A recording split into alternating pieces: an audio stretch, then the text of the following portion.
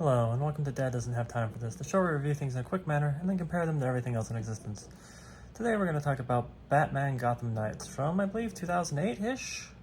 And wow, this is something that I forgot existed, never got around to watching, and then finally got around to watching it. And as a fan of anthology shows, I was very pleased to discover there was a Japanese anime anthology Batman movie. And it did not disappoint. Like, straight from the get-go, I'll just talk about each part individually. Have I Got a Story for You? This was done by Studio 4C.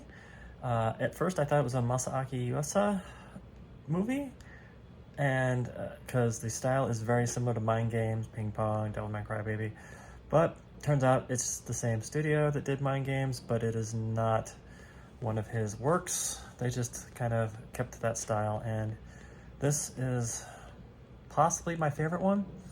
It's 4 different kids telling their stories of their encounter with Batman, and each one's different. One thinks he's a ghost, and another thinks he's a bat and a robot, and it's very well done, very well animated, and it's kind of got like this slightly goofy undertone, but it's still serious enough, and it just does a great job of illustrating how people perceive Batman differently based off of context, and I really enjoyed it a lot. The next one would be Crossfire by Production IG, and this one sort of like picks up where the last one left off, with them taking the bad guy into custody, and as well as just a couple of cops discussing just Batman's role in Gotham and whether or not he's a good influence or not. And I really thought this one was very well written. The actors did a great job, and just seeing the black guy, I don't remember his name, the cop who didn't grow up in Gotham, just seeing how he's trying to come to grips with who Batman is and what he means when he's a very by-the-book sort of guy, and they get stuck in the crossfire of this giant gunfight, and it's just very well done. I thought it was a good analysis of Batman and why he is what he is, and people's relationship with him, and just how he fits in with the city as a whole. Similar themes to The Dark Knight, and very well done. Field Test was another good one. This one kind of felt like it was actually related to The Dark Knight. It seemed like the same Alfred from The Dark Knight, not Alfred, the same, the guy who does all the weapons for, and gear for Bruce Wayne.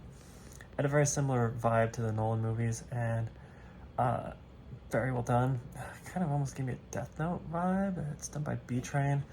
I'm not really sure what all B-Train has done off the top of my head. Let's ask the internet. Internet, what has B-Train done that's noteworthy? Oh, they've done the Dot Hack series and a few other things. So, okay, that explains why they seemed slightly recognizable. They also did a bunch of just Western anime stuff, but they haven't been very active in a while. So that's B-Train. The next one, The Darkness Dwells, is a Madhouse one, and I normally like Madhouse's work, but there's just something in the style of this one that just didn't quite click with me. Like, it was still well done, I liked it a lot, but just the art style just didn't quite click, and I couldn't place why it felt off.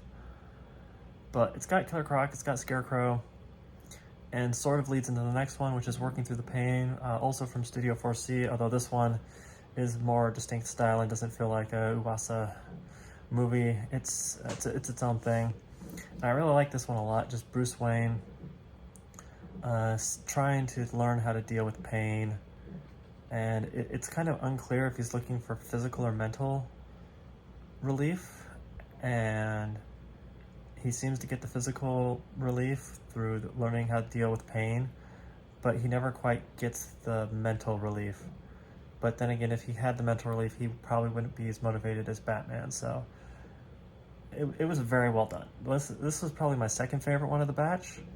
Just the interactions between Bruce Wayne and the Indian girl teaching him her secret arts. It was really good. There's a really well done fight scene at the end, and I like this one a lot.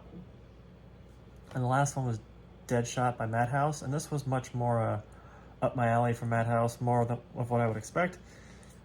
Art's on point, Deadshot's trying to kill Gordon, and it's very well done. Everything in this is well done. This movie I enjoyed a lot. It was, I enjoy seeing different people's takes on things without the need to rely on continuity. And as a whole, I'd say this was the 126th best movie of all time. Possibly the best anthology movie I've seen in a while, and I hope you will enjoy it because I love Batman and I love anime, so it's a great combination. Have a wonderful day.